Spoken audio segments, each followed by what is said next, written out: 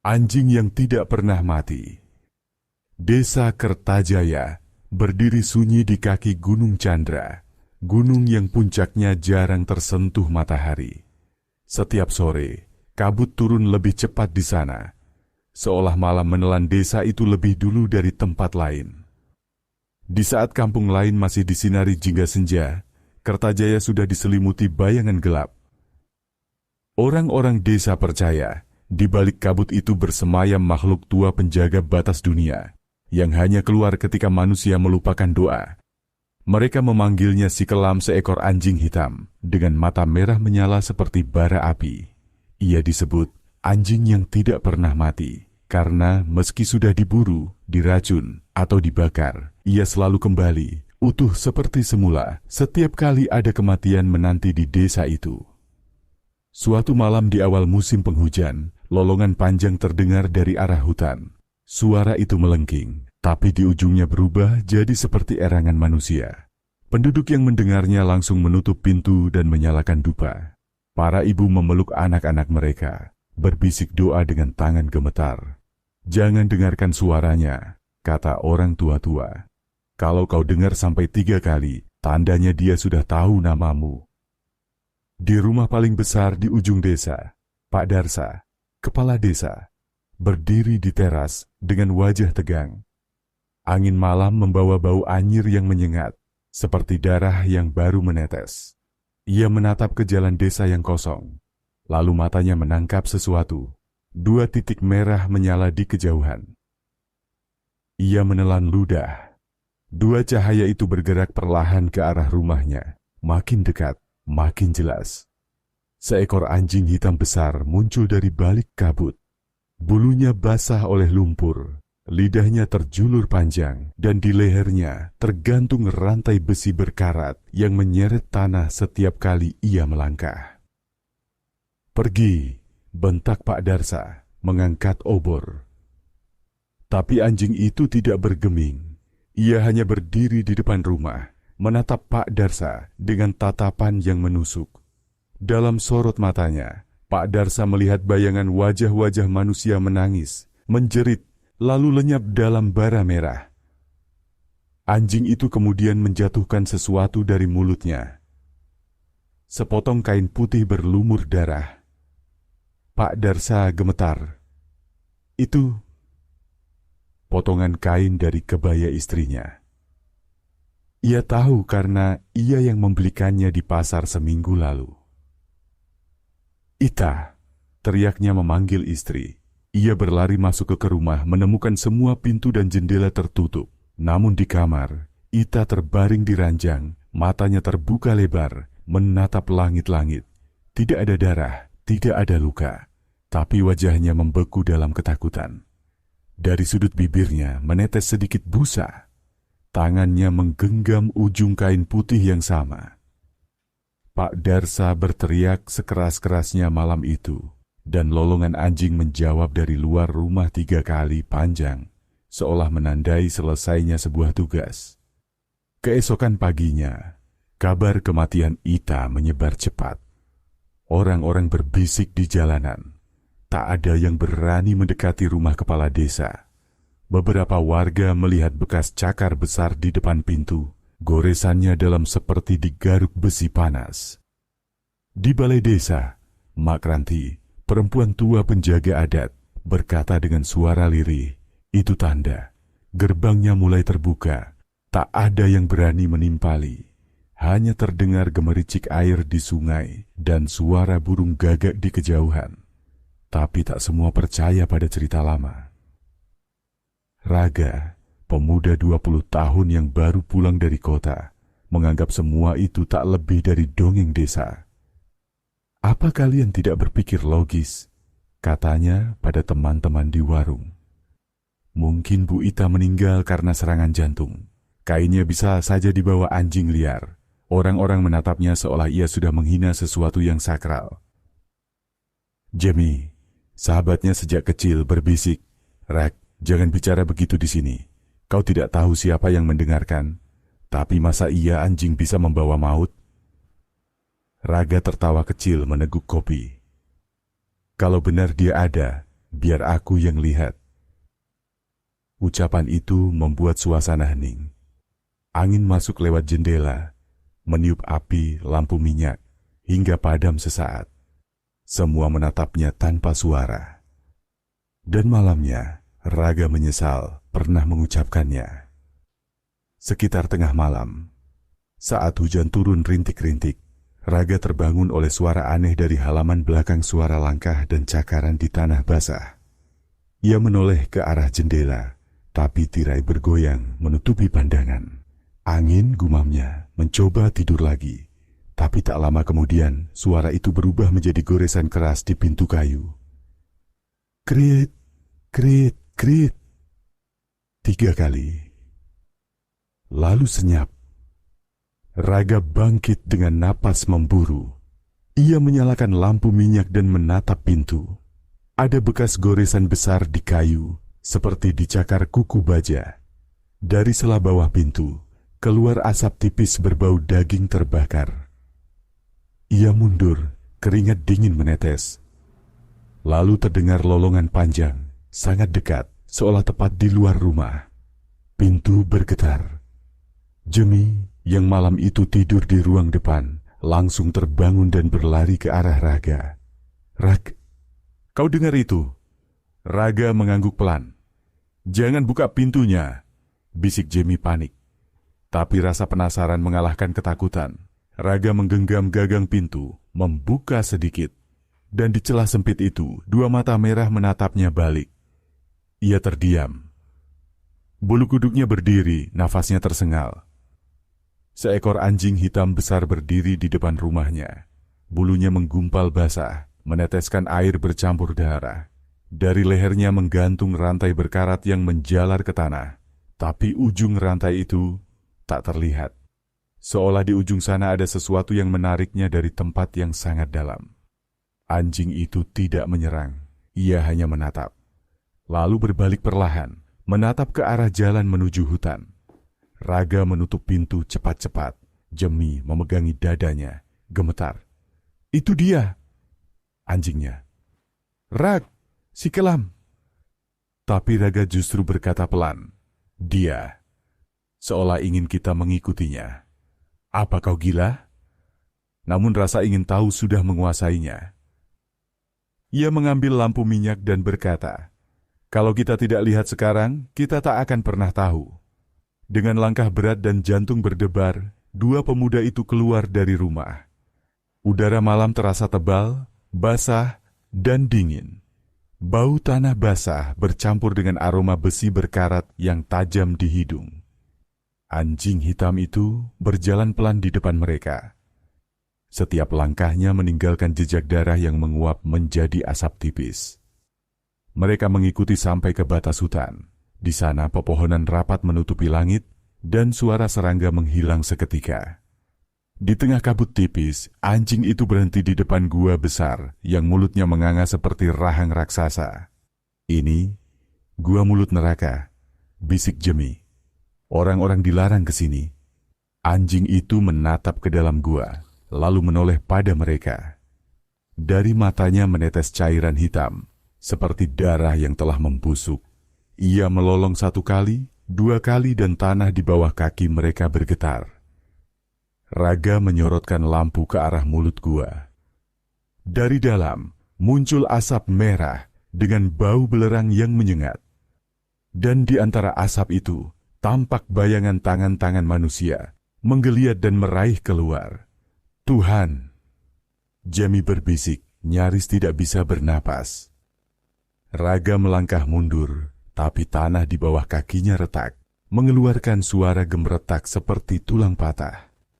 Dari celah retakan itu terdengar suara tangisan bukan 1, tapi banyak, seperti 100 orang merintih bersamaan. "Ayo pergi!" jerit Jemi, menarik Raga. Tapi Raga terpaku. Di tengah asap ia melihat sesosok anak kecil menatapnya, wajahnya pucat, matanya hitam polos tanpa bola mata. Anak itu menunjuk padanya, lalu lenyap ke dalam kegelapan.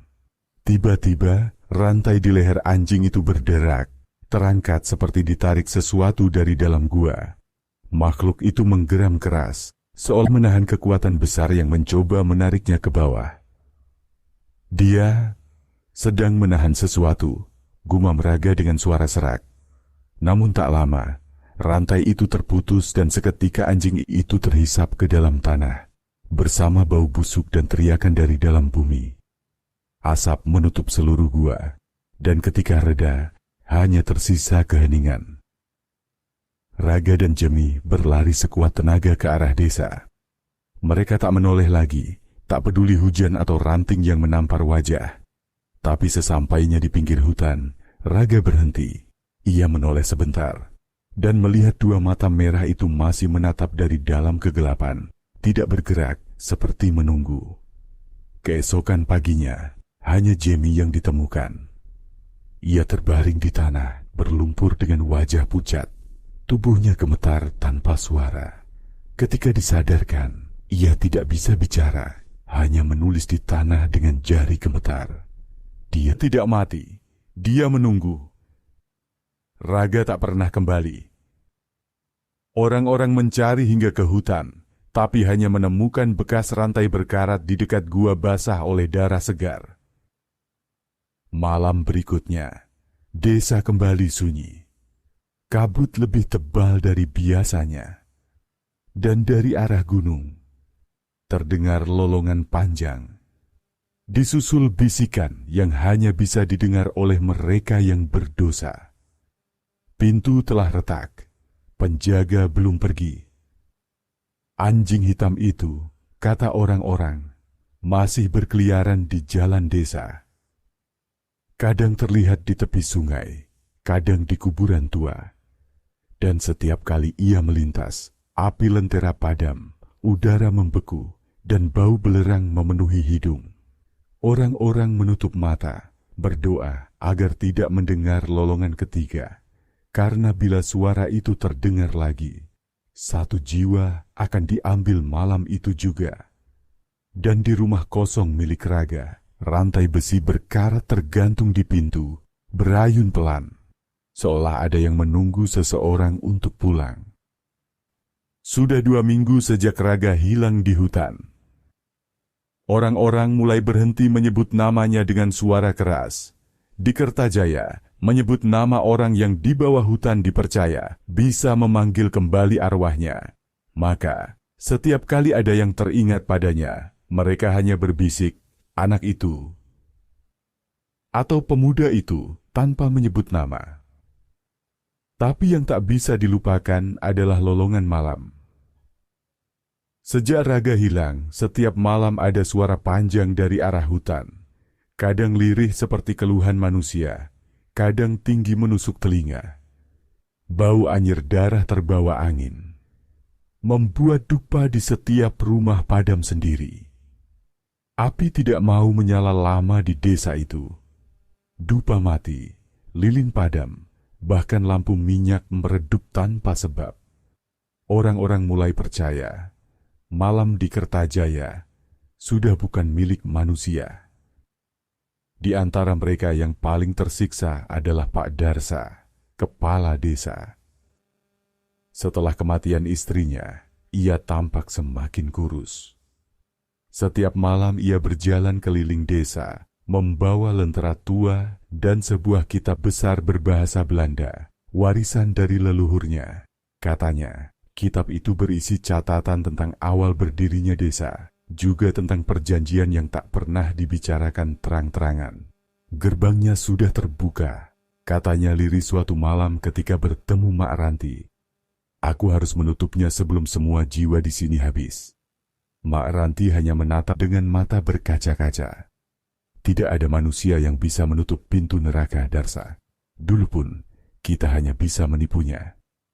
Tapi Darsa tidak mendengarkan. Ia terus berjalan, menelusuri jalan setapak ke arah sungai tua tempat dulu ia dan istrinya biasa menimba air. Malam itu, kabut begitu tebal. Suara jangkrik lenyap. Air sungai tak lagi berbunyi seperti air, lebih seperti bisikan panjang. Dan di seberang sungai berdiri seseorang. Cahaya lentera menyorot tubuh kurus dengan pakaian robek. dan kulit pucat keabu-abuan. Rambutnya panjang berantakan. Darsa nyaris menjatuhkan lentera saat mengenalinya. Raga. Pemuda itu tidak menjawab. Ia hanya menatap kosong, matanya buram seperti kaca retak. Kulitnya penuh bekas luka bakar di kaki, seperti seseorang yang baru keluar dari api. Dan di belakangnya berdiri seekor anjing hitam. Rantainya putus, ujungnya berasap. Raga, suara Pak Darsa gemetar. Kau masih hidup? Raga menggeleng pelan.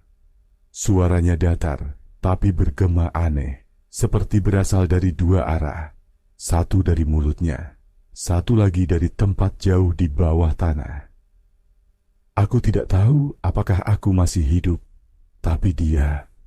Raga menatap anjing di belakangnya, membawaku kembali. Pak Darsa menelan ludah. Siapa dia? Raga menatap tajam. Penjaga gerbang. Ia tak bisa meninggalkan dunia ini sebelum semua dosa dikembalikan kepada pemiliknya. Dosa? Siapa? Desa ini, jawab Raga pelan. Kertajaya berdiri di atas tanah korban. 100 tahun lalu, para pendirinya membuat perjanjian. Mereka menutup gerbang neraka dengan menukar 100 jiwa manusia. Tapi ada satu yang melarikan diri. Karena itu, penjaga tidak pernah pergi. Pak Darsa terdiam, tubuhnya gemetar. Itu tidak mungkin. Tapi itu tertulis di buku desa. Lanjut Raga. Namanya sudah dihapus, tapi aku melihatnya. Dia ingin kita tahu. Dia siapa, Raga? Raga menatapnya lama, lalu berkata pelan, kau akan tahu nanti. Malam berikutnya, kabut datang lebih cepat. Dari kejauhan terlihat dua sosok berjalan menyusuri jalan tanah Raga dan anjing hitam itu. Setiap rumah yang mereka lewati, anjing itu berhenti di depan pintu, mengendus pelan, lalu melanjutkan langkah. Kadang lampu di rumah itu padam seketika. Kadang suara tangisan bayi tiba-tiba terdengar meski rumahnya kosong. Mereka berhenti di depan rumah Maijah, nenek penjaga sumur tua. Raga menatap rumah itu lama. Matanya bergetar. Dia salah satu dari mereka, bisiknya. Begitu ia mengucapkannya, anjing hitam itu menengadah dan melolong. Suara panjang dan berat yang membuat udara seakan bergetar. Dari dalam rumah, Maijah yang sedang menumbuk daun obat berhenti. Tangannya kaku, wajahnya pucat. Ia berjalan ke pintu seperti orang kesurupan dan membukanya perlahan. Begitu matanya bertemu dengan mata anjing itu, tubuhnya langsung membeku. Dari mata tuanya menetes darah. Kulit wajahnya menghitam. Dan di dadanya muncul cap berbentuk rantai melingkar, seolah besi panas menempel dari dalam tubuhnya. Raga terjatuh berlutut menutup telinga.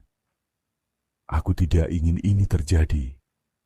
Ia berteriak parau. Tapi suara berat dari dalam kepalanya menjawab. Satu demi satu, pintu neraka akan terbuka. Dan malam itu, 3 rumah terbakar tanpa sebab. Api berwarna biru, tak menghasilkan asap, dan tak bisa dipadamkan air. Dari api itu terdengar jeritan manusia yang tak terlihat. Keesokan paginya, seluruh desa geger. Orang-orang berkerumun di balai desa. Wajah mereka pucat.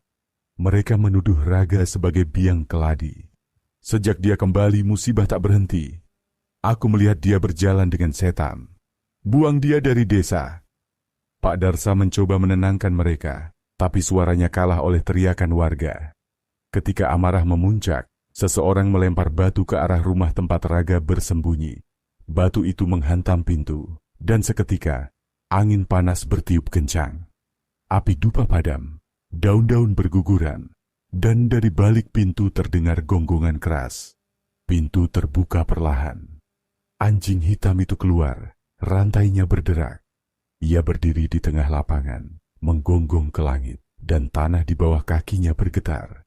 Dari rahangnya keluar asap hitam pekat yang berputar di udara, membentuk wajah-wajah manusia, wajah warga desa sendiri, tapi dengan mata kosong dan kulit hangus terbakar. Orang-orang menjerit ketakutan. Beberapa berlari, sebagian terjatuh berdoa.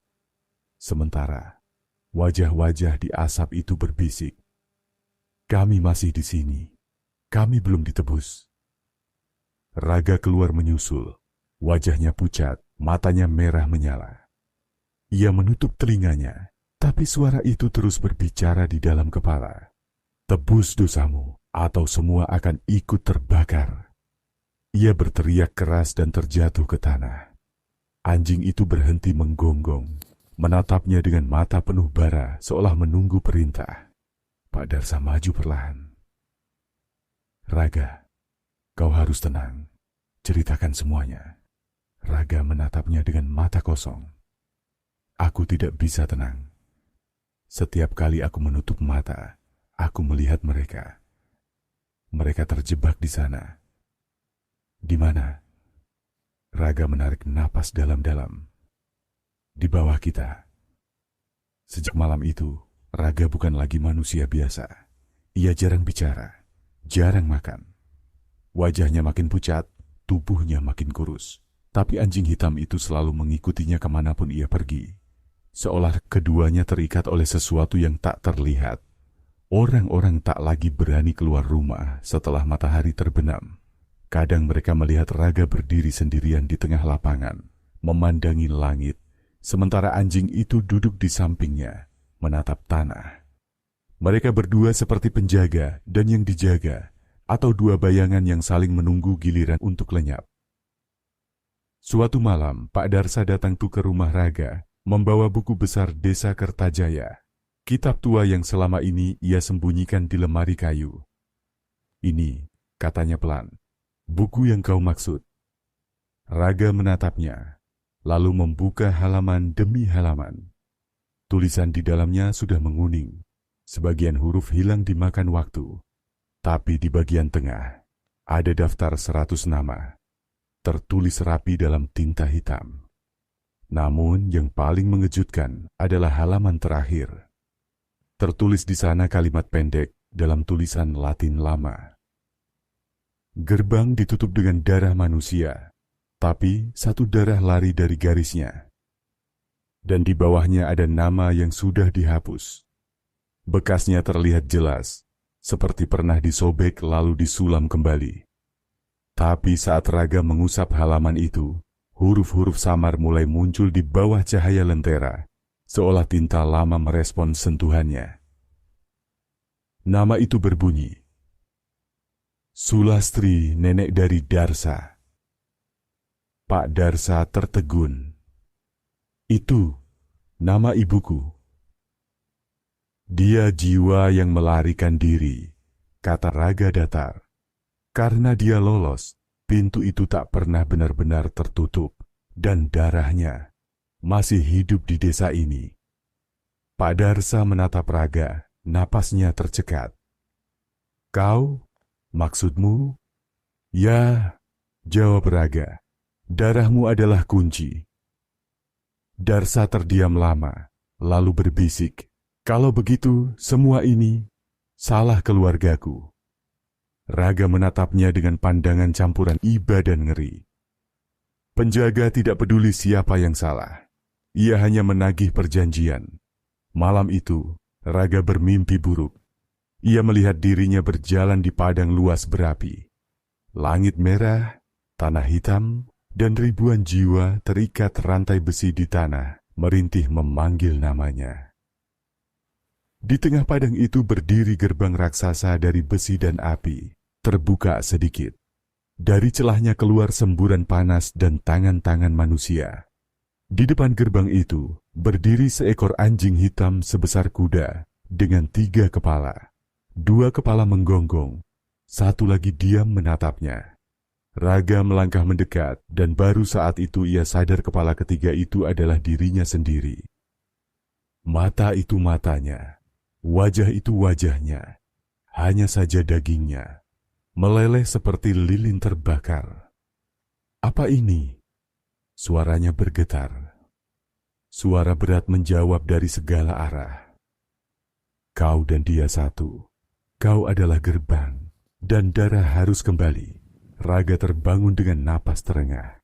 Tubuhnya basah oleh keringat, dan di dadanya kini muncul bekas tanda rantai hitam sama seperti pada tubuh Mak Ija.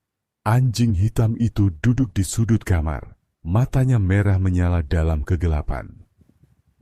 Keesokan paginya, Pak Darsa datang tergesa-gesa. Raga, aku tahu caranya. Ia membuka kitab tua itu lagi, menunjukkan halaman terakhir. Di bawah tulisan Latin lama itu kini muncul kalimat baru, seperti baru saja ditulis dengan tinta hitam yang masih basah. Gerbang hanya bisa ditutup oleh darah yang membuka. Raga menatap tulisan itu lama. Artinya, darah pendiri yang membuka perjanjian harus menutupnya kembali, kata Darsa. Itu berarti aku. Tidak sesederhana itu, jawab Raga. Dia sudah menagih. Kau tahu apa artinya. Dia ingin kau kembali ke tempat asal darahmu. Pak Darsa menatap anjing hitam itu yang kini berdiri di pintu dengan rantai berasap. Kalau itu harga yang harus dibayar, katanya dengan suara berat, aku rela. Raga menunduk. Kau tidak mengerti, begitu kau melangkah ke sana, tidak ada jalan kembali. Aku sudah kehilangan istriku, desaku dan ketenanganku, katanya lirih. Kalau kematianku bisa menghentikan semua ini, maka biarlah aku pergi. Raga menggenggam tangannya. Dia akan datang menjemput, bersiaplah. Malam itu, angin berhenti berhembus, bulan merah menggantung di langit. Anjing hitam itu menatap gunung, lalu melolong panjang. Panjang sekali. Suara yang terdengar seperti 1000 jeritan manusia bersatu. Tanah di desa bergetar, dan dari arah hutan muncul asap merah tebal menuju langit. Pak Darsa berdiri di depan rumah, membawa kitabnya. Raga di sampingnya, gemetar. Setelah ini, tidak ada yang sama lagi. Darsa menatap anjing itu. Kalau aku harus pergi, pastikan pintunya tertutup. Anjing itu menatapnya dengan mata menyala, lalu berjalan pelan menuju arah hutan. Rantainya menyeret tanah, menimbulkan suara logam melengking. Setiap langkahnya meninggalkan bekas api. Raga dan Darsa mengikuti hingga ke gua besar di lereng gunung. Di sana, tanah terbuka lagi, lebih lebar dari sebelumnya. Api keluar dari dalam, bersama suara rintihan yang membuat telinga berdarah. Raga berteriak, menahan panas, tapi Darsa justru melangkah maju. Sudah cukup, katanya tegas. Sudah terlalu lama keluarga kami membiarkan ini terbuka. Ia menatap Raga. Kau yang menutupnya. Dengan apa? Dengan darahku. Dan sebelum Raga sempat menghentikannya, Pak Darsa menikam dadanya sendiri dengan belati besi yang ia bawa. Darahnya menetes ke tanah, bercampur dengan api yang menyala dari retakan bumi. Anjing hitam itu menyala keras, api membesar, langit terbelah. Raga berteriak histeris saat tubuh Darsa tersedot ke dalam lubang api bersama jeritan ribuan suara. Api itu berubah menjadi sinar merah, lalu padam perlahan. Yang tersisa hanya keheningan. Raga jatuh berlutut menangis tanpa suara. Anjing hitam itu menatapnya, lalu berjalan ke arah retakan yang mulai tertutup. Sebelum lenyap sepenuhnya, ia menoleh sekali, seolah memberi hormat, lalu masuk ke dalam tanah dan menghilang. Namun malam itu, Raga merasakan sesuatu yang aneh. Saat ia menatap bayangannya di permukaan air sungai, ia tak lagi melihat wajah manusia. Matanya merah, dan di belakangnya, samar-samar, tampak rantai hitam melingkar di lehernya. Ia tersenyum getir. Gerbang memang telah ditutup. Tapi penjaga baru telah lahir. Dan dari kejauhan, di balik hutan, terdengar lolongan panjang. Bukan satu, tapi dua suara bersahut-sahutan. Seperti dua dunia yang kini saling terikat selamanya. Kau telah menebus darahmu, Raga. Tapi harga penebusan adalah penjagaan abadi. Hujan mulai turun deras, menenggelamkan malam dalam suara gemuruh air. Langit seperti menangis, mengiringi kepergian Raga dari dunia manusia. Tubuhnya masih di tepi sungai, berlutut, matanya menatap kosong pada bayangan diri yang kini bukan lagi miliknya. Bayangan itu menunjukkan sesuatu yang lebih tua, lebih gelap, dan lebih kuno dari jiwa manusia. Dari balik kabut malam, seekor anjing hitam muncul perlahan. Bulunya basah, meneteskan air bercampur lumpur. Rantai hitam berkilau samar di lehernya, terikat pada kegelapan yang tak terlihat ujungnya. Anjing itu berhenti tepat di hadapan Raga. Tatapannya tajam, seperti sedang menilai. Kau datang akhirnya. Suara itu bukan suara gonggongan, melainkan gema yang bergema di dalam kepala Raga. Raga tertegun. Siapa? Kau? Anjing itu mendekat, setiap langkahnya meninggalkan bekas bara merah di tanah. Aku adalah yang dulu menutup gerbang sebelum kau. Aku yang dulu menunggu manusia datang untuk menggantikan tugasku. Raga mengerutkan kening, setengah tak percaya. Jadi, kau adalah penjaga sebelumnya? Anjing itu menatap jauh ke sungai, ke arah arus hitam yang kini berputar seperti pusaran tanpa dasar. Gerbang neraka tidak pernah bisa ditutup tanpa penjaga. Seseorang harus berdiri di antara dua dunia, dunia manusia dan dunia tempat arwah yang tersesat. Kini, giliranmu. Seketika, rantai hitam di leher Raga mulai bergetar. Ujungnya bergerak sendiri, melilit kuat hingga terasa menembus kulit. Ia berteriak, namun suaranya tertelan oleh gemuruh hujan. Tubuhnya terangkat, lalu jatuh kembali, keras. Ketika ia membuka mata, dunia telah berubah. Langit tak lagi kelam, melainkan merah tua, seolah senja tak pernah berakhir. Di bawahnya, tanah retak-retak, berasap, dan dari setiap celah muncul tangan-tangan hitam yang meronta, berusaha keluar. Sungai tempat ia berlutut kini menjadi sungai api, mengalir ke dalam jurang tanpa dasar. Raga berdiri perlahan. Ia tahu ini bukan dunia manusia lagi, dan di depan sana berdiri gerbang besar dari batu hitam, diukir dengan simbol-simbol kuno yang berdenyut seperti nadi hidup. Rantai yang melingkar di lehernya kini tersambung ke pintu itu, seperti jangkar yang mengikatnya. Gerbang neraka. Gumam Raga lirih. Suara anjing hitam terdengar lagi di belakangnya, namun kini samar, seperti gema dari jauh. Jagalah mereka agar tak keluar, jagalah manusia agar tak masuk. Dua arah yang sama-sama mengandung kutukan. Raga menatap ke sekeliling. Dari balik kabut merah muncul bayangan-bayangan samar. Arwah-arwah manusia yang pernah ia kenal. Wajah ibu, ayah, dan bahkan kekasihnya, Lela, tampak di antara kabut itu. Mereka memanggilnya pelan, seolah meminta tolong. Raga, pulanglah. Di sini dingin. Raga menahan napas. Suara-suara itu menusuk hatinya. Ia tahu itu bukan mereka. Ia tahu itu hanyalah arwah penipu bayangan dari dosa yang mencoba menariknya ke sisi lain. Rantai di lehernya bergetar keras setiap kali ia mendekat. Seolah dunia itu sendiri mengingatkannya akan tugas barunya. Aku tidak bisa kembali, katanya akhirnya. Aku sudah menjadi bagian dari gerbang. Waktu berjalan aneh di dunia itu. Tak ada siang, tak ada malam. Hanya senja panjang dan suara lolongan yang kadang terdengar dari kejauhan. Lolongan anjing yang lain, mungkin penjaga-penjaga gerbang di tempat lain. Setiap kali roh jahat mencoba melewati gerbang, rantai Raga akan menegang dan membakar. Tubuhnya seperti meledak oleh panas, dan ia terpaksa berdiri di hadapan arwah-arwah itu, menatap mereka satu persatu. Sebagian mengerang, sebagian menjerit, sebagian berbisik memohon ampun. Namun tugasnya jelas, tak ada yang boleh keluar.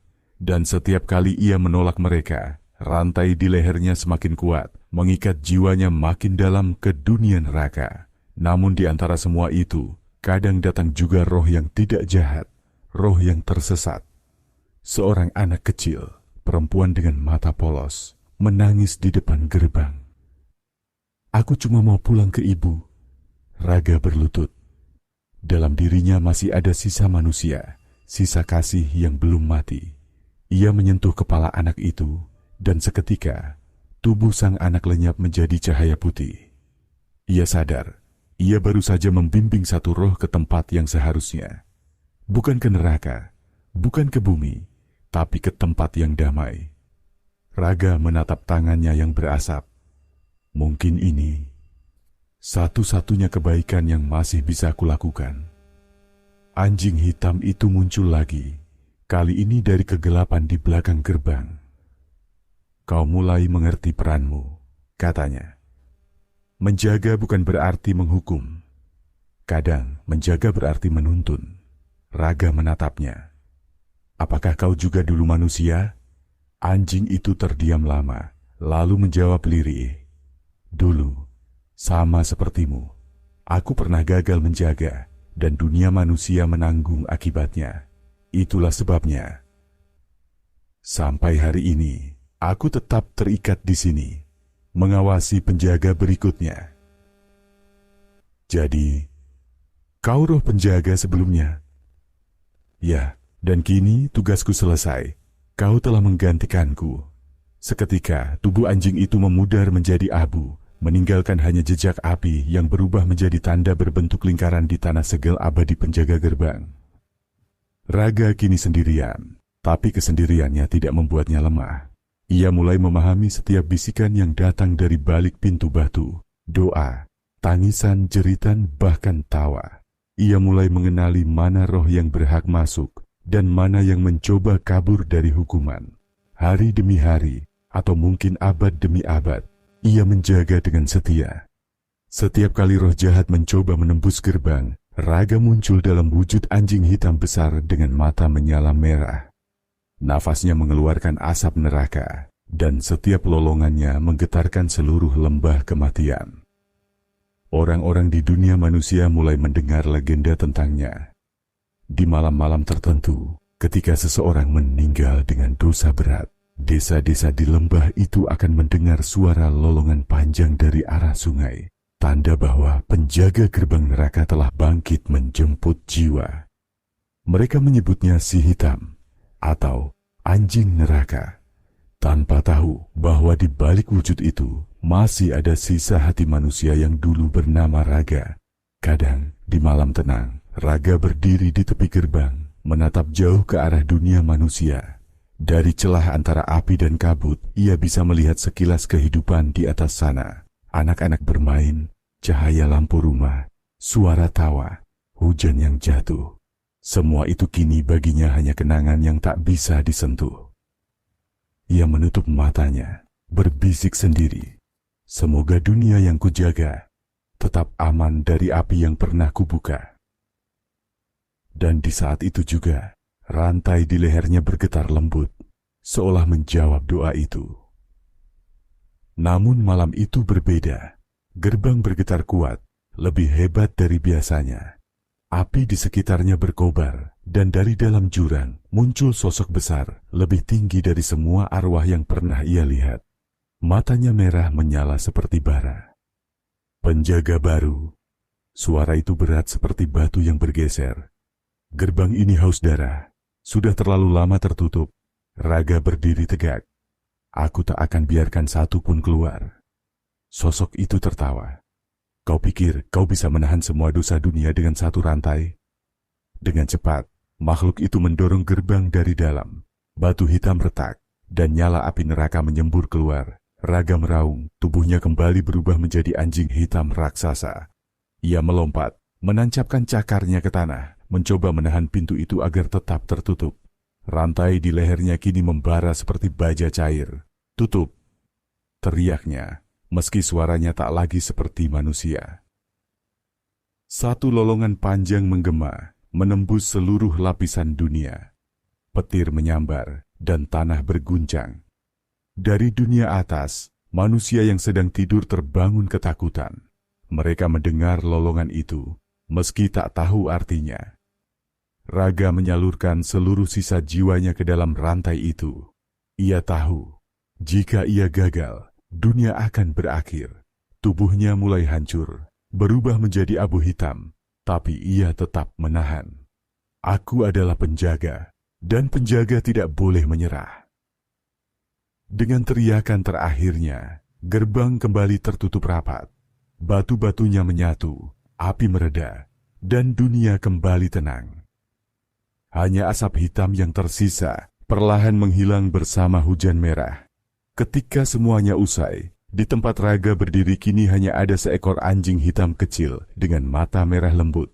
Ia duduk diam di depan gerbang, menatap ke arah dunia manusia di kejauhan. Suara halus terdengar di dalam pikirannya, suara yang sudah lama ia rindukan. "Raga, kau telah menebus darahmu." Ia menoleh dan melihat bayangan Lela berdiri di sisi lain kabut, tersenyum padanya. "Aku harus tetap di sini," jawab Raga. "Aku penjaga gerbang sekarang." Lela mengangguk, "Dan aku akan menunggumu sampai tugasmu selesai." Lalu bayangan itu lenyap bersama kabut yang terangkat. Raga menatap kembali ke gerbang yang ia jaga, lalu menunduk perlahan. "Aku Raga, penjaga gerbang di antara dua dunia. Tak lagi manusia, tak sepenuhnya iblis. Tapi selama dunia masih ada, aku akan berjaga." Dari jauh, terdengar lolongan panjang, rendah dan pilu. Bukan lolongan amarah, melainkan nyanyian abadi seorang penjaga yang telah menerima takdirnya. Gerbang telah tertutup, dan Raga sang anjing hitam, penjaga gerbang neraka, kini menjadi legenda yang hidup di antara dua dunia, menjaga agar neraka tetap di bawah dan manusia tetap di atas. Tamat.